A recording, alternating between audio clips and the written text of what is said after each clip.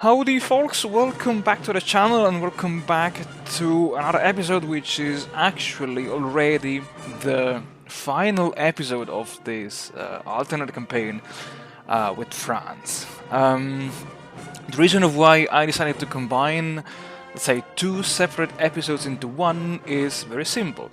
Because again, the first episode would have been way too long, and the second episode would have been way too short. So I said, okay, hell it. Let's just join them together and let's speed everything up sixfold, and so you can enjoy the video while listening to my very boring voice talking. So, how did I manage to win the war? And I mean, by winning the war, I meant to finally sign the peace treaty with the Axis powers. Now, having, and let's say, I will do my best to try to describe what happened as the things are unfolding throughout the video. So, having defeated the Italians in Africa, I decided to pull back all my motorized and tank forces into southern France, because the idea was to take out the soft underbelly of the Axis, Italy. And as you may have seen, surprisingly, by attacking through Genoa, I did manage to break the Italians, and the first goal was to rush towards the Swiss border to seal in a very small but, let's say, intense pocket all the Italian troops stationed along the border with France. And while this attempt failed, as always, at the first attempt I completely failed. I had to stop the attack. Because I don't know if I said it already in the previous episode, but sometimes when you attack, it's better to just let the AI move its troops. Maybe attack, stop the attack. The AI will just redeploy its troops and then resume the attack. Because at the beginning I did lie like this. I was just attacking, and there were I don't know how many divisions standing in the province in front of me. So I said, okay, let's stop the attack and let the AI reshuffle its troops, and apparently this worked, because at the end I only had one division which promptly collapsed, and well, you may have just seen it right now under your very nose. And with the, let's say, Italian front shrinked, I took the advantage of the entry into the war of Yugoslavia. And this was the first time that the Axis had to, let's say, fight a war on two fronts. And whenever the Axis fights a war on two fronts, this is really screwing up the AI, because somehow the AI is giving priority to the new front, and this will mean that it will pull out many troops from your front. And yeah, this is what I did, basically. I exploited the Yugoslavian war to try to push into Italy, and this attempt miserably failed.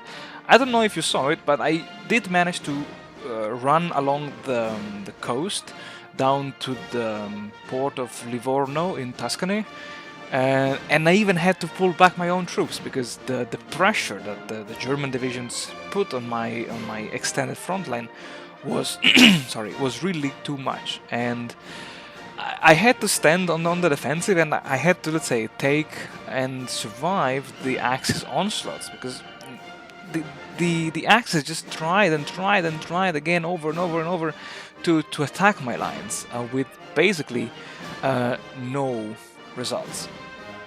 And it was now, I think July or August of 1941, when, let's say, salvation came from the east. And this salvation was the Soviet Union. The Soviet Union declared war on Romania. I think, I don't know if there is a focus for that. I know that there is a focus that the Soviets will declare war on Germany if Germany invades the UK. But really, the declaration of war against Romania really saved my front line, I would say. Not to say something else. But yeah, as you can see right now, I think that the Germans just pulled out all of their troops, and they just left the defense of Italy to the Italians. And I think that was a very costly mistake from the AI's side, because the Italians just could not hold their own homeland. And I could just push into Italy, by facing almost no opposition. I mean, while in central Italy, there were almost no troops. My tanks were just advancing like crazy. Along the Alps, yeah, I did face quite some stubborn resistance. And the collapse of Italy meant that I could pull back my tank divisions and to employ them along the Alpine front. Spoiler alert, this is a big mistake. Never put tanks nor motorized divisions fighting in the Alps, because it's just is not working. Meanwhile, let's say on the Western Front, I decided to run an experiment to attack where the Axis lines were at their weakest. And these experiments surprisingly worked, even though, let's say, the pace of the advance resembled the ones of the Great War, just infantry versus infantry, because most of the German tanks were now deployed on the Eastern Front, besides a few of them on the Italian one. But yeah, I mean, unexpectedly, the left wing, the French division, were just, let's say, literally marching again into Belgium and into the Netherlands. And while the automated order of the AI, the Field Marshal line, to just advance deep into Germany was kind of working, what was not working was my plan to advance into southern Germany from the Alps. It took me some time to realize that, okay, maybe I should move my Mountaineers divisions in the Alps. And while this kind of helped, it did not help the presence of the Danube River and the fact that the German AI pulled back a bunch of panzer divisions. Now, fighting Mountaineers on the Alps against a river crossing, against panzer divisions, turned out to be a complete suicide. True, the Axis did enjoy air superiority over the Alpine region, and maybe this could have also helped the enemy in holding out their defenses.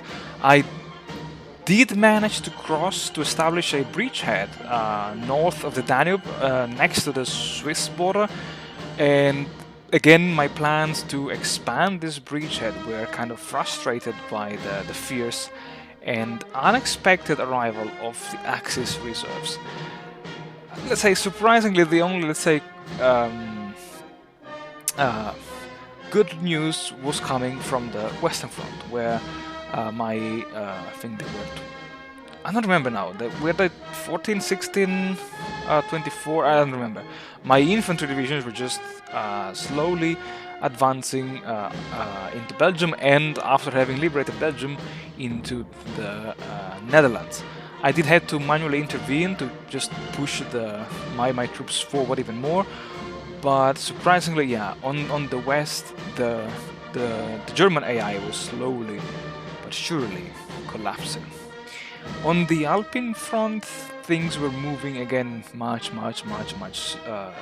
slower than my expectations, and I was so frustrated that I decided to move all of my motorized divisions back into France, because my idea was, as always, to close in a big pocket between, let's say, the Maginot Line and the troops advancing from the Netherlands and the troops advancing from Italy, all the German divisions stationed there.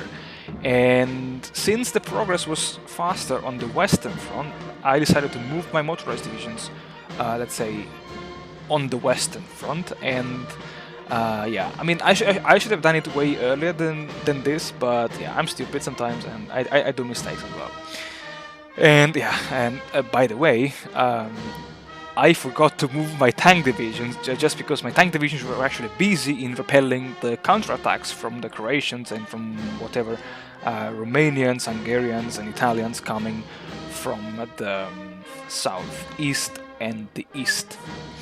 Because I had to wait until the British AI now moved some troops to relieve my tank divisions on the Alpine front.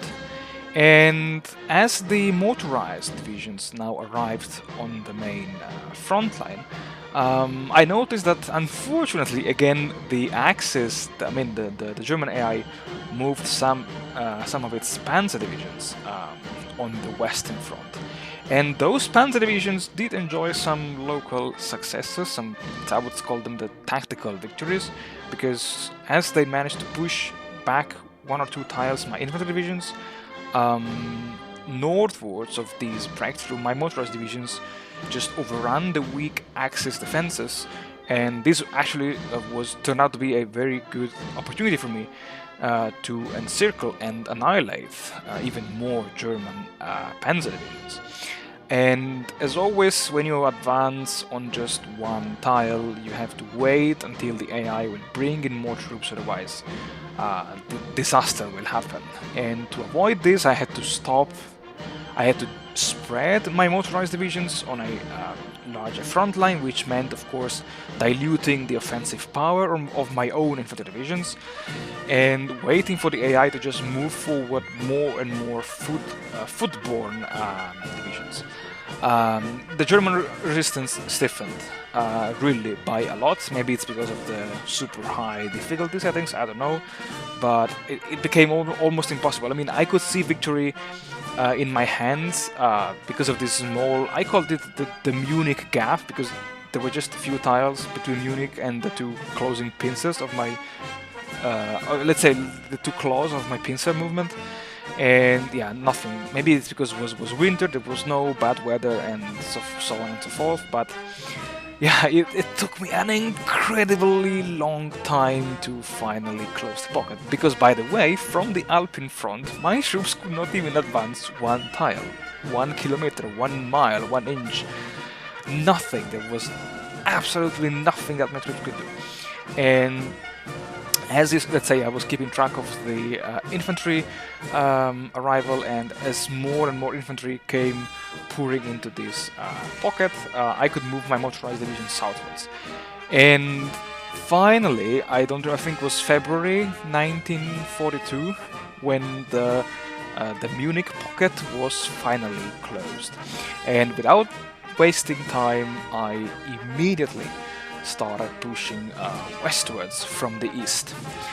Let's call it the Stuttgart pocket. And the Stuttgart pocket, in the Stuttgart pocket, the Germans fought again fiercely. But as always, I think I told this now many times, just wait a couple of in-game weeks if you don't want to sacrifice most of your manpower, and the Axis will either bleed itself to death, I mean the trapped troops will bleed themselves to death, or you can just wait until they get very low organization and then just cut through them like a knife through butter. And to make my life easier, I even closed a secondary pocket next to this victory point, close to the Swiss border, and at this point there was nothing that the Axis could do to turn the tide. And by the way, Axis that actually did enjoy quite a number of victories against the Soviet Union. I mean, when the Soviets declared war on the Axis even pushed back. I mean, they reached, I think, Lithuania and Latvia and even part of the Ukraine. And I think if it was not for my intervention, I think maybe they could have even pushed to Leningrad, Rostov, and even Moscow. I don't know, but yeah, one thing is for sure. The prompt Soviet intervention saved me, and my intervention saved the Soviets. The fighting, wow, you may have seen this red column of overrun, and yeah, this is what happens when you have shit ton of divisions trapped in your pockets. While playing this, I realized that the game was becoming incredibly laggy, and I did found a way to reduce it, to reduce the lag, which is actually to reduce the number of active countries on the map, and you will see this in my Soviet campaign. And yeah, I mean, what else? Having wiped out the Stuttgart pocket, there was nothing else to do than just complete the capitulation of Germany. Capitulation which, let's say, was triggered by my quick intervention on the northern front of of the German lines. I did my best to pull back my motorized troops because again the Axis kept launching endless counterattacks.